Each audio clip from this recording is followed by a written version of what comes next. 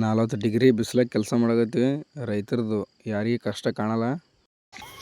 Hi ಎಲ್ಲರೂ ನಮಸ್ತೆ. ಏನಪ್ಪ ವಿಶೇಷ ಅಂದ್ರೆ ಇವತ್ತು ನಾವು ಏನು ಮಾಡತ್ತೀವಪ್ಪ ಅಂದ್ರೆ ಕವಳಿ ತಿರುಗಾಕತ್ತೀವಿ. ನಿನ್ನೆ ರಾಶಿ ಆಗಿತ್ತು, ರಾಶಿ ಆಗಿದ್ದಕ್ಕೆ ಇವತ್ತು ಕವಳಿ ತಿರುಗಾಕತ್ತೀವಿ. ಸ್ವಲ್ಪ ಹನಿ ಉದುರಿತ್ತು ರಾತ್ರಿ, ಹಂಗಾಗಿ ತಿರುಗಾಕತ್ತೀವಿ ಕವಳಿ. ನೋಡ್ಬೋದು ನಮ್ಮ ಮಳೆ ಏನು ಮಾಡತ್ತಂತ. ಕವಳಿ ತಿರುಗಾಕನ ಬರೀ ಕಾಲಾಡ್ಸತನ ಕವಳಿ ತಿರುಗಾಕತ್ ನಾ ಅಂತೀವಿ. ಇಂಥ ಹೇಳಿದಾರ ಏನು ಮಾಡಕ್ಕೆ ನೋಡ್ರಿ.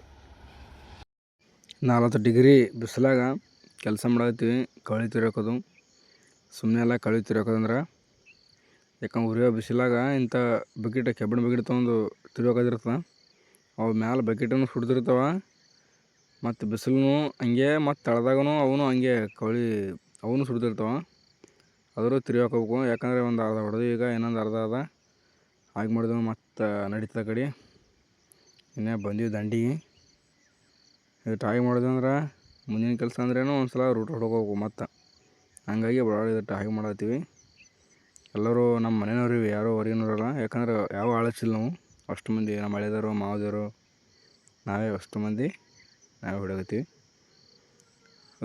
ಆಗನ ಕವಳಿ ತಿರುಗಾಕನ ಒಂದು ಸಲ ರೂಟ್ರ್ ಹೊಡಿತೀವಿ. ಯಾಕಪ್ಪ ಅಂದ್ರೆ ಕವಳಿ ತಿರುಗಿರ್ತೀವಲ್ಲ ಅದೆಲ್ಲ ಒಟ್ಟು ಆರಿರ್ತಾವೆ. ಇದಕ್ಕೆ ಏನು ಮಾಡ್ತದೆ, ಗಾಳಿ ಹೊಡೆದಂಗೆ ಆಗ್ತದೆ ಒಂಥರ. ಹಂಗಾಗಿ ಫಳಿ ಬೀಳ್ತಾವೆ, ಬಿದ್ದು ಅಂದ್ರೆ ಮತ್ತೆ ಒಣಸು ಜಲ್ದಿ ಅಂತ. ಹಾಗಾಗಿ ನೋಡ್ಬೋದು ನೀವು.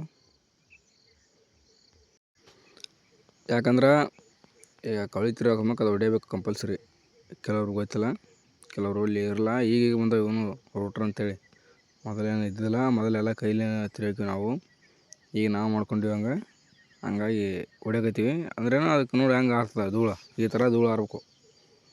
ಅಷ್ಟು ಕಂಪ್ಲೀಟಾಗಿ ಹೊಡೆದ ಮಕ್ಕ ಏನು ಮಾಡೋದಪ್ಪ ಅಂದ್ರೆ, ಈಗ ಗೋಳೆ ಮಾಡ್ಕೋದು. ಎಷ್ಟು ದಿನಕ್ಕೆ ಗೋಳೆ ಮಾಡ್ಬೇಕಂದ್ರೆ 2-3 ದಿನಕ್ಕೆ ಗೋಳೆ ಮಾಡ್ಕೋದು.